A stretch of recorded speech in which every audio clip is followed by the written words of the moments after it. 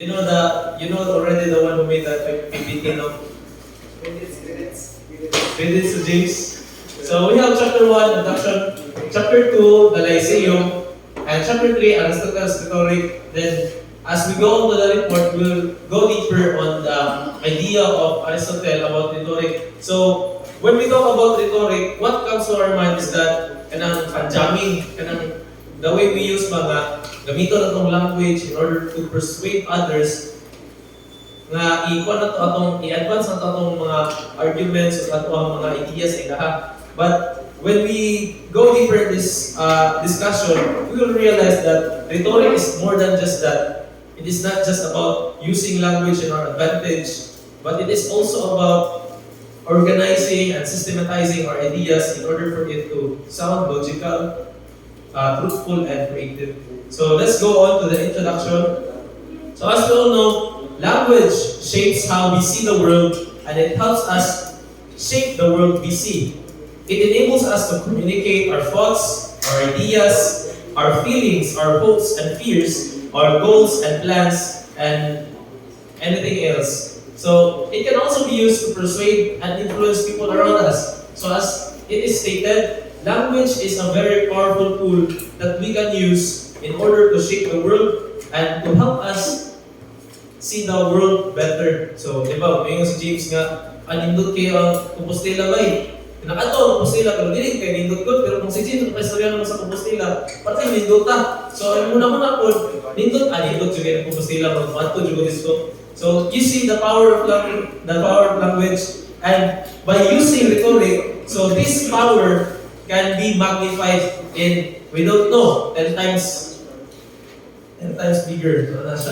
So there is seemingly no limit to how language can be used. However, it is crucial to understand how language works and how we are using it to influence others, or how we are influenced by it. To this extent, rhetoric becomes a handy guide. So since rhetoric is a study of language, or how we use language, and on how we understood the language of others, it is important to study rhetoric because mahanay ang kanang arguments, how you will persuade others, and also you can think critically on the arguments of others that they want to impose on you. So in this part, wherever there is communication, there is also a rhetoric. We use it everywhere and at every time to almost every person. It teaches how we use language to achieve a goal in any situation, whether it is to persuade, to inform, or to entertain. So what is ang purpose of language? It's also the purpose of rhetoric in order for us to present our kung saan mga opinions to others. So in our modern world, where communication is everywhere and persuasive techniques abound, it is crucial to understand how we use rhetoric. Now let's go on to our next chapter, which is the Lyceum. So, dili di ba ang Lyceum ni Aristotle ha? But it is somehow like that. So, mahimala na ito, ano yung ang design sa Lyceum? Mahimala na ito natawad. So, founded by Aristotle on 334 BC, it was best known for the peripatetic school of philosophy. Unlike Plato's Academy, which is private, Aristotle's Lyceum is public. So, ma-realize na ito karon, what is the connection between the educational system of Aristotle, which he imposed on the Lyceum, and his idea of rhetoric, o kung sa'y kalahian na sa dialectic o sa akademya na gihimo ni Plato. So, as you all know, Plato's Academy is all about private dialogues. So, Plato goes with sa may mga si Meno, si Phaedrus, o kinsa man ang mga characters sa ilang republic, niya wala na niya gihimo in public. It is always a private conversation. Yan dali mga marites nga paminaw niya. Isulat na po nila kung sila madunggan. So, ano siya? Unlike Aristotle, his way of educating people is through public conversation. So, may iba naman ang ano. Now, this is the form of Lyceum of Aristotle. So, wala pa na building. So, yan lang sana siya. Simple lang ba? So he constructed a sizable library and surrounded himself with a group of brilliant researchers students known as the Peripatetics, from the name of the cloister Peripatos, where they met and had debate. So, we know that Aristotle is one of the best disciple or student of Plato. However, it is shocking to know that the academy or the school of Plato was not handed to Aristotle. Wata ka balong wala kang Aristotle gihatag. Yeah, instead gihatag niya kang Sinopanis niya dato. I'm not sure. And we learned it earlier sa report nila Marlo ano ba to? So now, tungod kay wala na si Aristotle na naka-inherent sa academy, naghimo siya gihap og galingong school, which is now known as the Lyceum. So ang mga estudyante ni Aristotle gitawag og Peripatetics. Ngano gitawag mo sa Peripatetics? Tungod kay ang pangalan ng Peripatetics gikan sa word nga Peripatos. It is a Greek word which means cloister. So peri, which means around, and patin, which means to walk. So as we all know, as we observe in the structure of the Lyceum, nasa open ground sa tunga. So dira mag-discuss o mag-lecture si Aristotle. Magsisi sila lakaw-lakaw dira sa palibot. So lakaw-lakaw sila dira.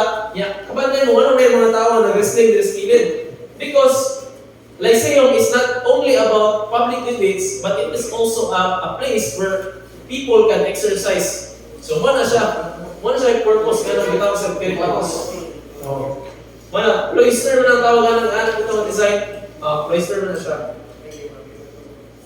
Now, since rhetoric is the art of persuasion and the faculty of finding the available means of persuasion, it necessitates a public audience to practice this art. So lahat po kayo mag-practice ka o art of persuasion kung wala po kayo kao nga i-persuade. So that's why the school of Lyceum is different from academia, because Lyceum is practiced in public places. So dira sila magkuan ba, dira sila mag-try sila mga arguments, how they want to persuade others, and how they influence the ideas of other people. So now, one of the best known rhetoric of all time is Barack Obama. So there are a lot of commentaries regarding the talk of Obama and how he was able to influence others and eventually won the candidacy to presidency. Now, during Aristotle's time, the government system changed from aristocracy and democracy. So, why is it that daghan kayo og mga tao in the time of Aristotle nga nag-enroll sa Lyceum? Tungod kay sa change of government system from aristocracy to democracy. We know in the previous report that democracy is, in a democratic society, the power to authority is given to the people. So it is the people who choose their leaders. So kung ikaw, hawag ka mong kamla sa mga tao, hawag ka mong kuhan mga, to the point na muhilak ka kasi ng tubangan, makuha ganyan mga ilang kuhan, makuha ganyan mga ilang loob. At to the point na, ikaw ganyan ang iboto. In a sense, being popular and influential in the field of politics requires good, if not excellent, rhetorical skills. Now, it is not merely to advance one's political influence, but also to persuade others into believing your claim through a systematic, logical, and reasonable way of presenting your argument. So, dili lang magamit ang rhetoric. It is an undeniable fact na dili sa tao tanan diri mosulod og politiko. So why do I need to learn that?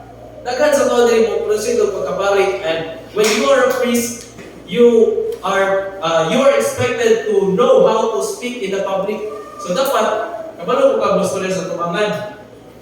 And for some, magkuan sila pagtudlo, for some magtrabaho sa government as a government official. So it is really important to know rhetoric. And now we will go on to the main ideas of Aristotle's rhetoric, and sundan siya ni Ublay.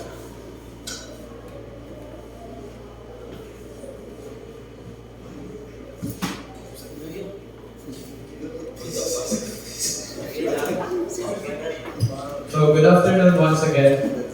So we now move on to the nature and purpose of rhetoric. So as what we can observe, there are many interpretations of rhetoric from the old and new. But the main purpose of rhetoric is to address public speech effectively. So in that sense, we come to know or we come to question whether rhetoric is a mere manual or handbook that aims to persuade a given audience or does it aim for a context of a qualified type of persuasion to avoid misunderstanding.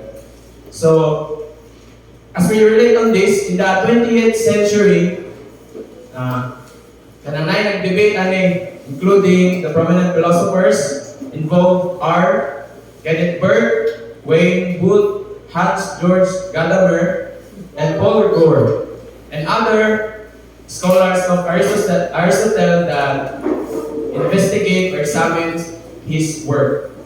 So in their inquiry, they addresses whether rhetoric is an instruction of a manual guidance about how to change other people's mind. And the second thing, or it entails a philosophical scope that hits human communication and discourse in general. So nagunaw na sila kung unsa gyud ang purpose ni Aristotle, nanong gibuhat niya ang rhetoric, kung ang rhetoric ba in a sense in its nature is about giving a manual or a handbook to a person in order to effectively deliver a public speech in the public and persuade a large number of people, or whether rhetoric entails a philosophical scope that is human communication in order to persuade them. So in this inquiry, so na-divide na itong mga interpreters. So kung whether ang rhetoric ba ni Aristotle is nag-point out or direct for good or bad purposes. Yeah. In relation of that, nangutanan na po sila kung ang work by Aristotle na rhetoric point out also to the Aristotle ethical and political writings, or it uses a range of persuasive devices that manipulate and deceive other people. So in many instances, tanong sa nato si Aristotle kung saan yun napasabot sa rhetoric. So ilang ito mga interpretations. So mura po tayo nabaw, nasundan ko sila. So before I begin, so Aristotle in this book of The Art of Rhetoric, he never defines the art of rhetoric, kung saan yun ang rhetoric. However,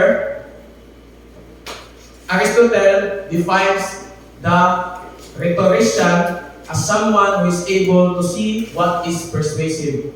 So instead of giving a definition to the rhetoric in the sense of its word, so nihatag siya kung unsa ang rhetorician. So a rhetorician is someone who is always able to see what is persuasive. So rhetoric is the ability to see what is possibly persuasive in every given case. So in this definition, rhetoric is primarily concerned with the nature and the ingredients of persuasiveness. So persuasiveness, makainganyo ba mga istorya, or sa Bisaya pa, makadali ka ba sa mga tao na kasinabot bitaw mo, yung makasabot sila sa imong masabot. So, let's go. So rhetoric is the art of seeing an available means of persuasion. So in the work of Aristotle, in his book entitled The Art of Rhetoric, he presented boundaries. First, he begins by criticizing handbook writers who taught people to persuade by speaking outside the subject and provoking emotions irrelevant to decision making. Its principle for excellence is success at persuading an audience, which is presumed as an art of persuasion. So, sa forensic or judicial rhetoric, Aristotle establishes facts and judgments about the past and similar to detectives at a crime scene. So, sa rhetoric, wala yun ni Aristotle ang definition, kundi diretso siya sa mga situation or situational events na kanang unsa ang rhetoric. So epidetic or demonstrative rhetoric reframes the present situation as in wedding speeches. So third one is the deliberative rhetoric, the way to accomplish change rather than the past or the present. Deliberative rhetoric focuses on the future. So kaning tulo ka buok these three types. In this ways,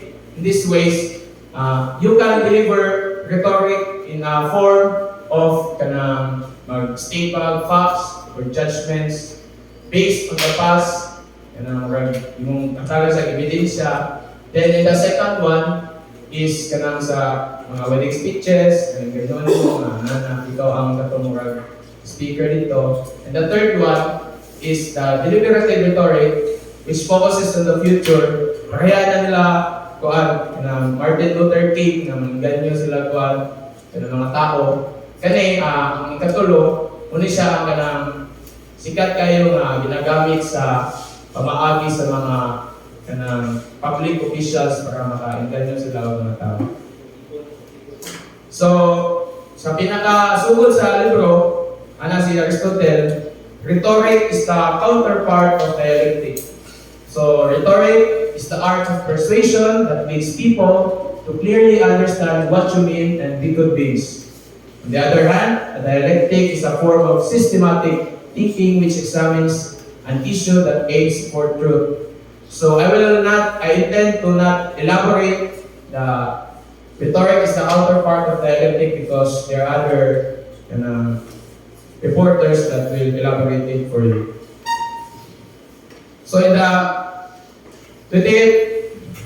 21st century, there are many forms to persuade a person.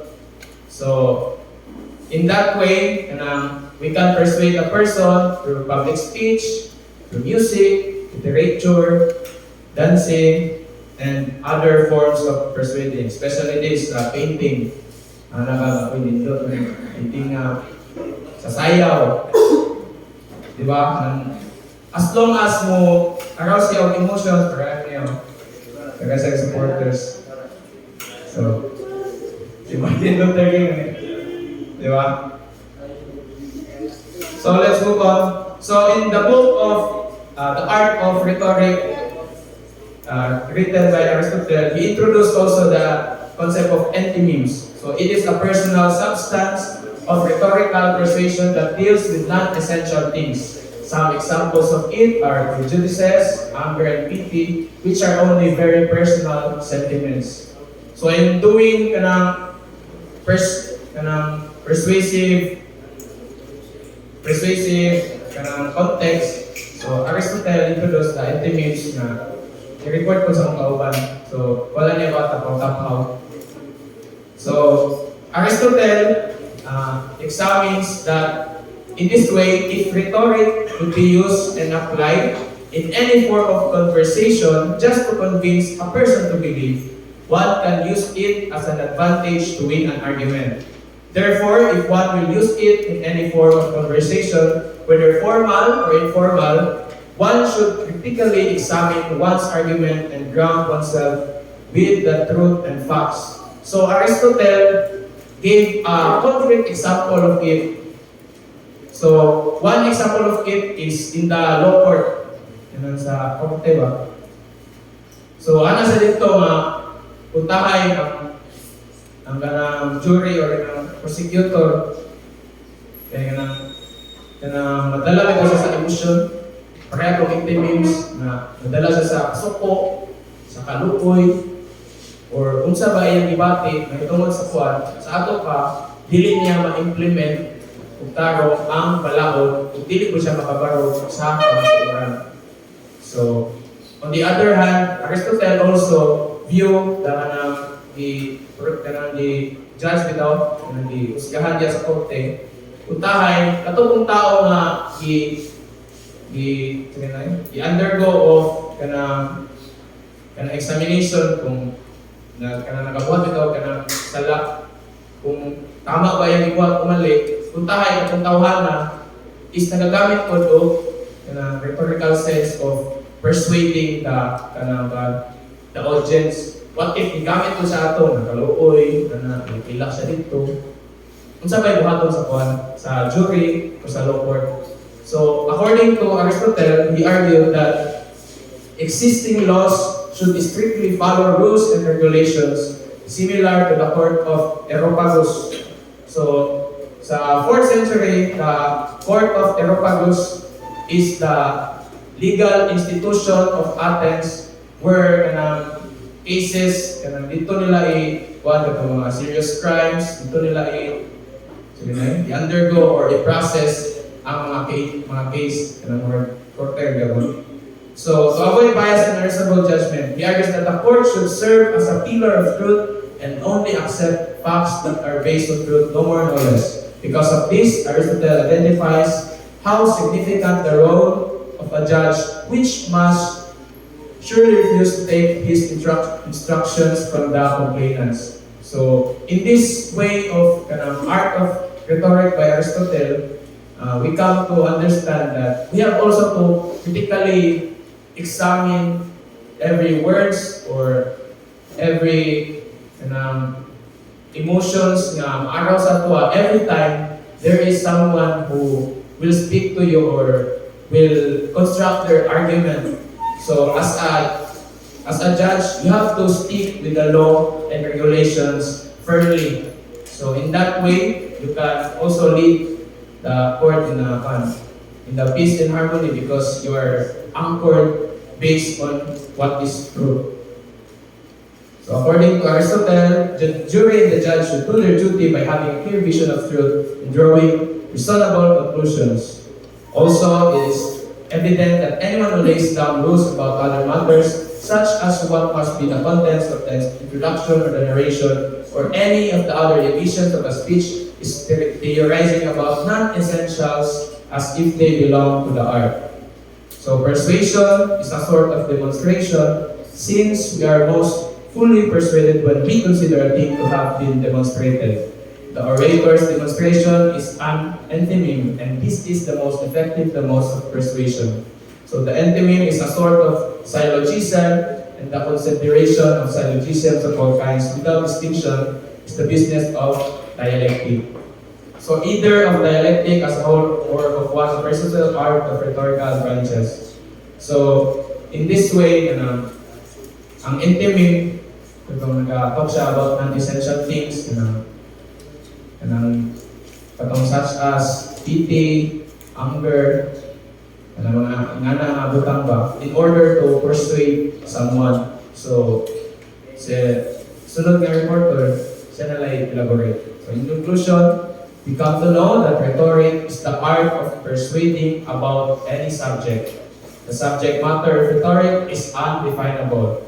Yet, the art of rhetoric itself is definable, as Aristotle finds it as a faculty of finding the available means of persuasion.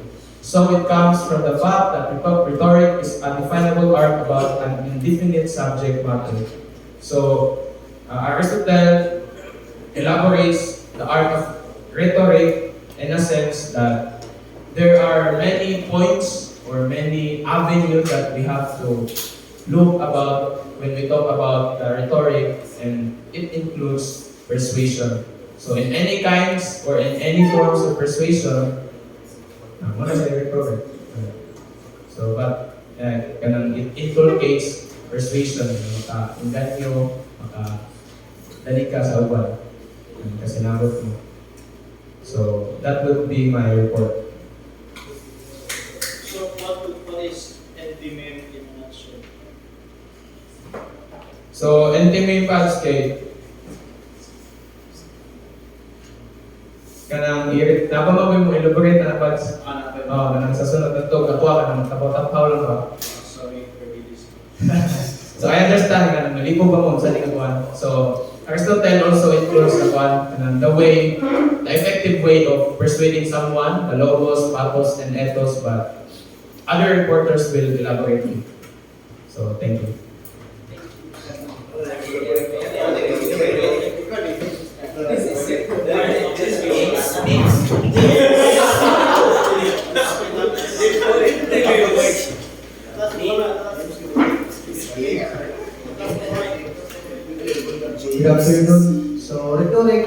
counterpart of dialectic. Yes, rhetoric is the counterpart of dialectic because truth is not only for certain individual, but is for the good, for the all the people. Because as we know, that dialectic is involved only gamay lang tao ba? It is an active conversation in order to know what is the truth. And rhetoric is, diba pa sa ginaingon nga layo na is an active nga i-explain ba sa uban. Kung i-persuade, kung i-deliver nindot para uban makabalo kasabot ito. Usagin kung ipasabot sa ila. So, we delve first, before we delve in rhetoric, so mabalis ka sa dialectic as Aristotle is a student of Plato.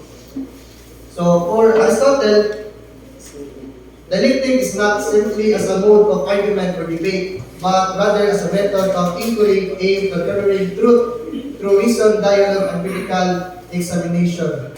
So,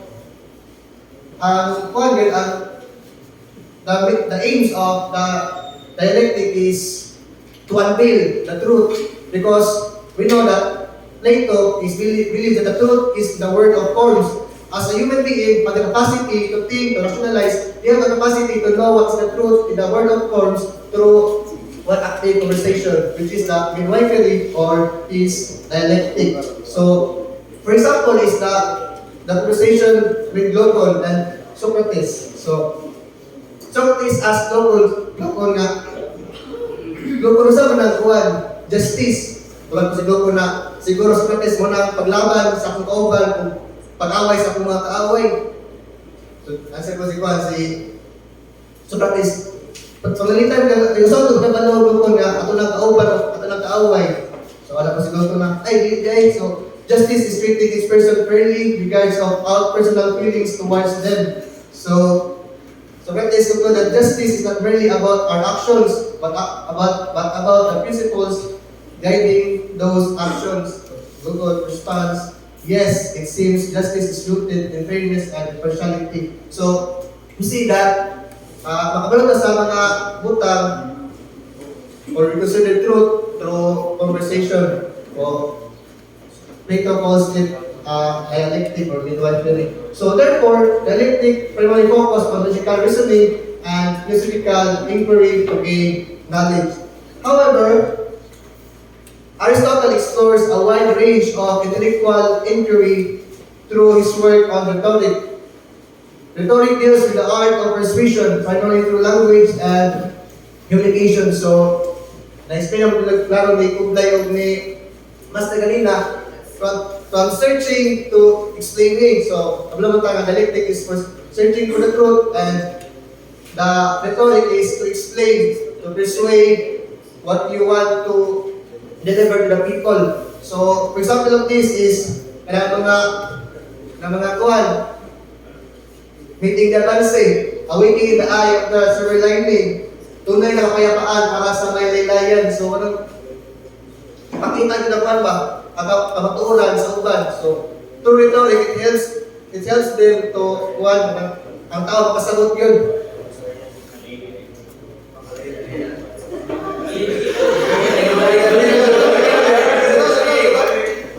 Talo na ko, pero manalo pa rin ako sa puso ng bawat Pilipino. Kasi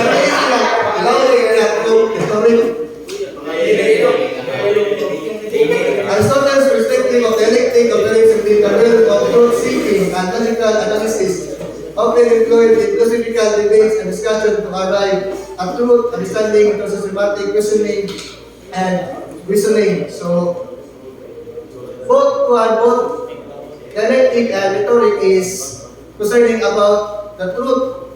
Kaya mamay lang kumain sa una, kailangan concern. Kung usap kamaturan. So, both, even nagalay-lay sila, but isa lang concern is what is truth kung saan magpalayan sa uban. So, rhetoric serves a different purpose. It is concerned with persuasion, not necessarily with truth, but with the audience perception of the truth. So, now, Aristotle offers three modes of persuasion, and Avelino will expound it.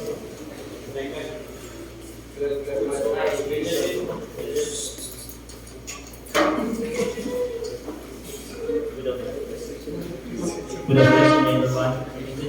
addition to this report is that we all know that just what we're discussing about the rhetoric as a art of persuasion, and then in that, in the book 1, Aristotle described in his books about the rhetoric that there are 3 modes of persuasion. Now, what are those? So, first is logos, or butang nato sa kanangkuan is reasoning, is an argument based on the evidence and reason. Using logos means appealing to the reader's sense of what is logical. For example, a lawyer making a case, ayun na.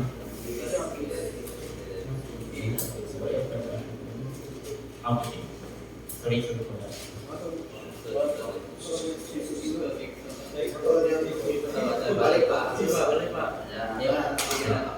For example, a lawyer, so we-discuss naman ni Joshua Gregerina, pero ipag-pag niyang tama na a lawyer making a case based on legal precedents and evidence. So, as we know about the lawyer, so mo create yun sila og mga logical na evidences based sa imuhang binungatan. Just like for example na katong previous Friday, sa ato pa lamang nakitaan, grabe kayo siya makakatag o makakalapod ka ng mga impormasyon matod pa sa kanang unsay nakita niya na dautan ko na or dili. Pero, dira pa lamang sa mga evidence niya na ipakita, makaingon ko na he used a logical sense in order for it to correct the ayukan kanang statement. And the second is ethos, which means the ethics of the image, an argument based on the character. So using ethos means the writer or speaker appeals to the audience sense of ethical behavior. The writer or speaker presents him or herself to the audience as credible, trustworthy, and honest and ethical. Just like for example, somehow people would say na, I am an ethical expert, so believe what I say. So, dagan kayo mga ingupod anak. Pero, one of the example of that is doctor speaking about the benefits of particular medications. So, kasagaran sa mga pangutana, tuod man na expert kayo sila sa mga medicines na mga previous mga uban na tao na kabalo. So, makaingon po ta sa mga doctors na kana nga mga medicine para na sa ato ang sa klaseng nga sakit makakabal. And then the third, pathos, which means the emotions and passions, an argument based on feelings. Using pathos means appealing to readers' emotions and feelings.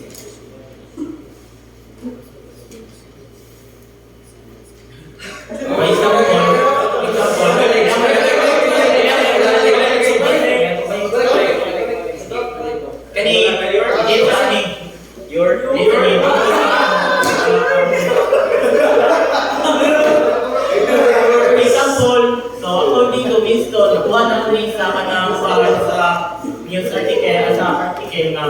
si Winston, nagkakasyaw ka ng silbi para sa mga tao na ingon siya ani na we shall not lack or fail. We shall go on to the end and we shall fight in France.